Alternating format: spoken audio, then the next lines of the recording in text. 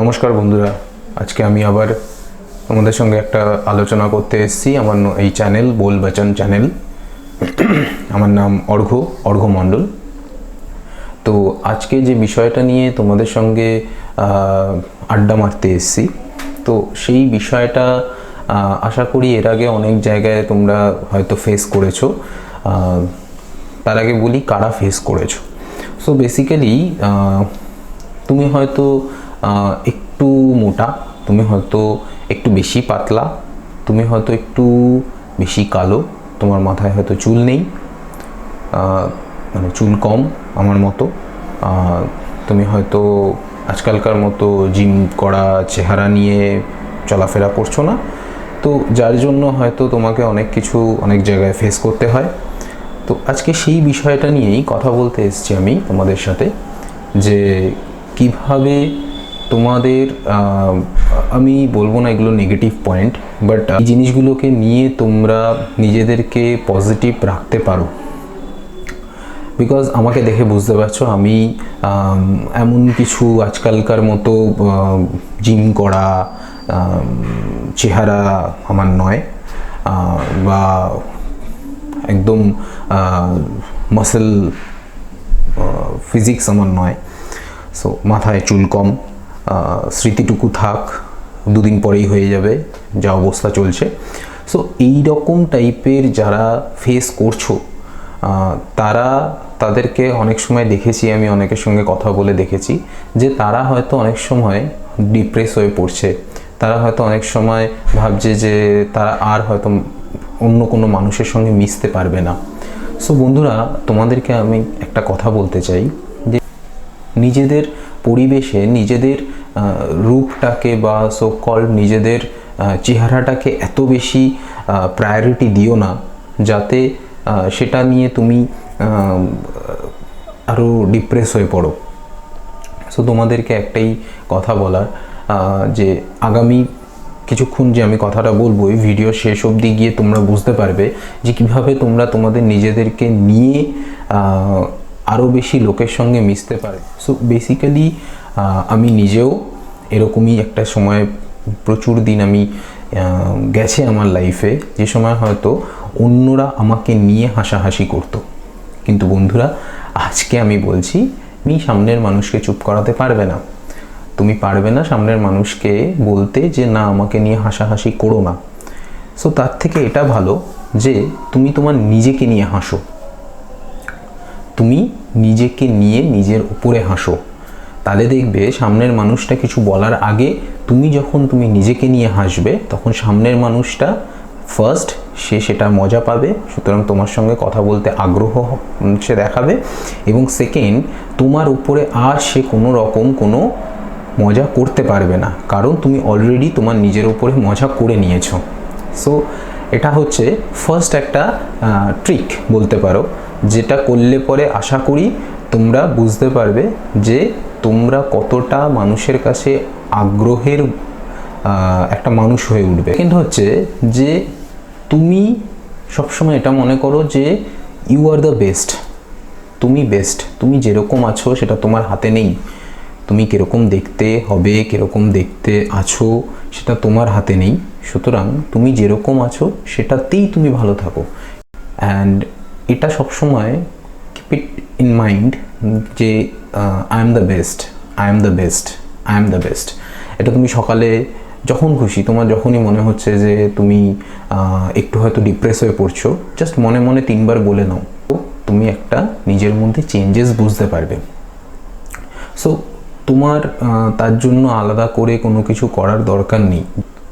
Don't panic with your looks.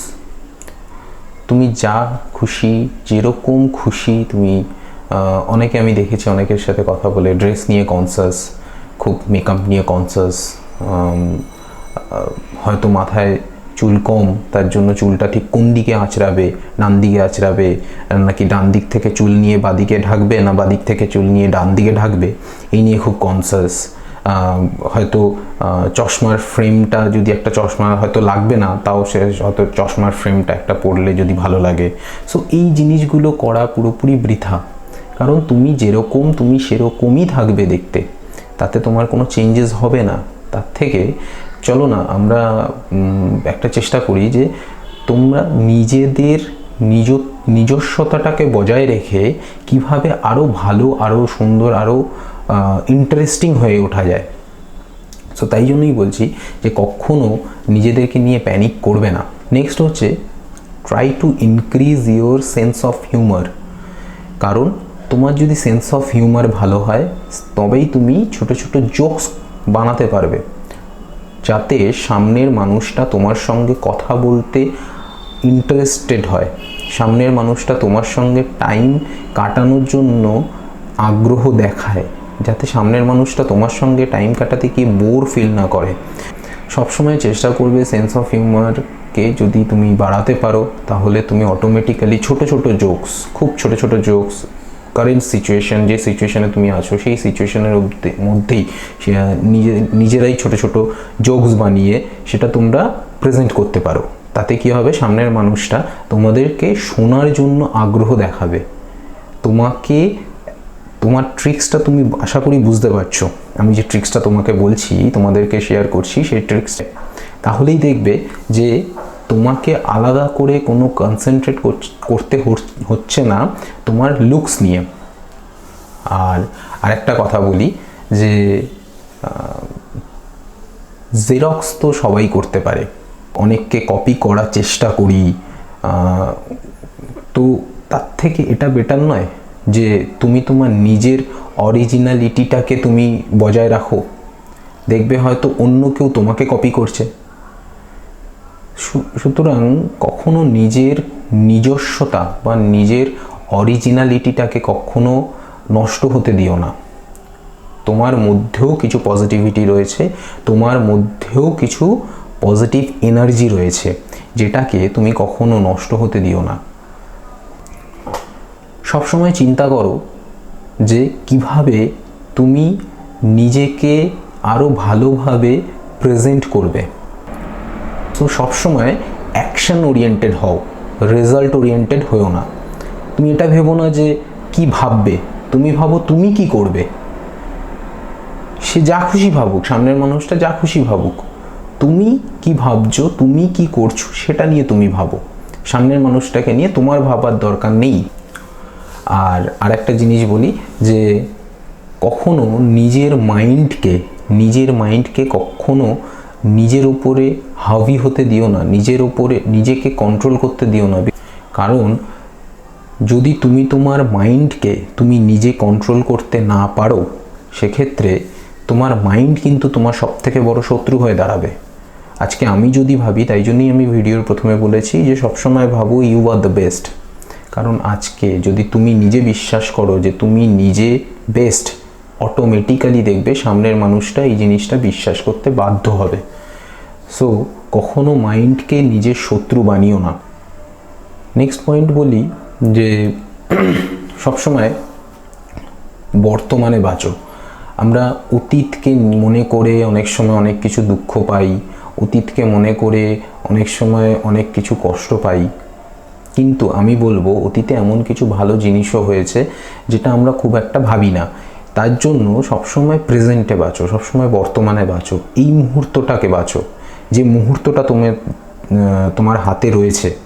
অতীত তোমার হাতে নেই, ফিউচার তোমার হাতে নেই। সো তোমার হাতে কি আছে? তোমার হাতে আছে এই মুহূর্তটা। সো সেই মুহূর্তটাকে বাঁচো, সেই মুহূর্তটাকে এনজয় করো। দেখবে অটোমেটিক্যালি তোমার ফিউচারটাও তুমি এনজয় করবে, তোমার ফিউচারটাও সুন্দরভাবে তৈরি হবে।